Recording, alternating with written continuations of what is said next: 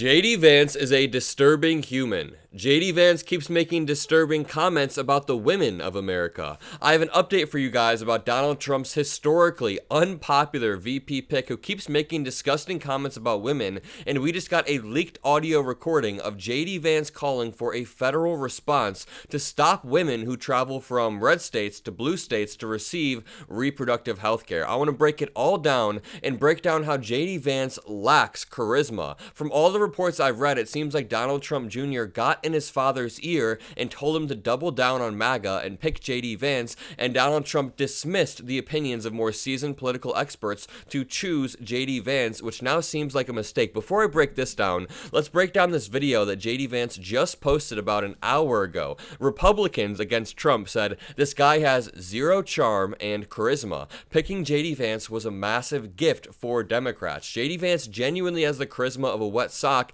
and this video further proves it. It's so odd and weird and unsettling. Just watch. Hey guys, JD Vance here at Radford, Virginia. I thought I'd take you behind the scenes a little bit. When you get to an event, they've got a ton of crap for you to drink and eat. You got 3 bottles of Diet Mountain Dew, about a dozen Snickers, a bag of chips. If I ate even half this stuff, of course, I'd balloon up like crazy. This is the energy that powers the presidential and vice presidential campaign. Of course, I'm honored to be supporting President Trump. I'm honored to be his running mate. All right, they obviously told him to make an incredibly relatable video, and he tried to do this, and he's like, hey, let me just go grab some snacks, but it doesn't quite land. Number one, it feels manufactured. Number two, he doesn't have any charisma at all. And number three, the fact that he's drinking Mountain Dew is incredibly racist. I'm sorry. And if you don't get the reference, just watch this clip of JD Vance at his first ever rally. It is the weirdest thing to me. Democrats say that it is racist to believe, well, they say it's racist to do anything.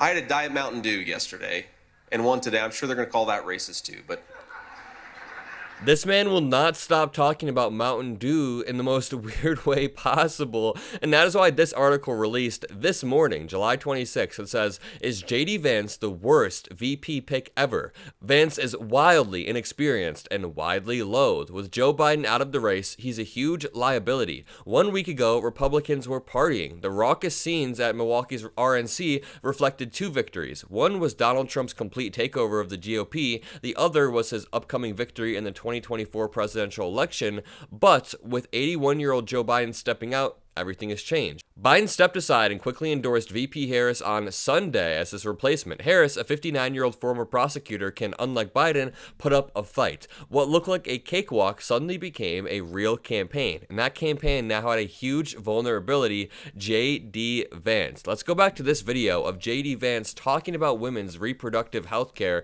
in the most disturbing way possible. Watch. Okay, look, here's a situation. Let's say Roe versus Wade is overruled. Ohio bans abortion, in 2022, let's say 2024. And then, every day, George Soros sends a 747 to Columbus to load up disproportionately Black women to get them to go have abortions in California. And of course, the left will celebrate this as a victory for diversity. That's kind of creepy, health justice is only exterminate working class Black people. Something like that could, that would be a really weird turn of events that could happen, yes. And it's like, if that happens, do you need some federal response to prevent it from happening? Because it's really creepy. And, I'm pretty sympathetic to that, actually. Okay.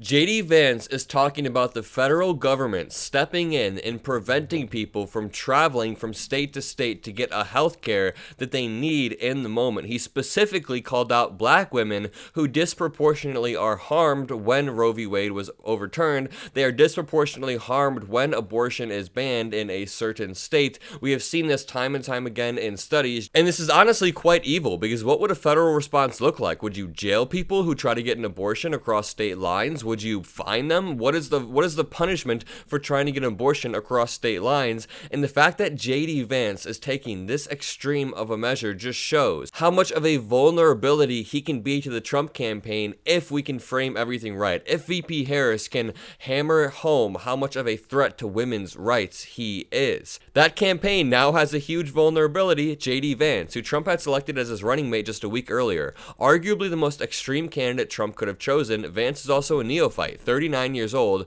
He has served less than 2 years in the Senate and otherwise has no experience in the government. In the new race in which Republicans found themselves, Vance not only worsened everything, he exacerbated Trump's biggest weaknesses, his own radicalism, particularly on abortion, as I was just saying, and his status as the oldest presidential nominee in American history. So if something does happen to him, the person that takes his place is incredibly inexperienced.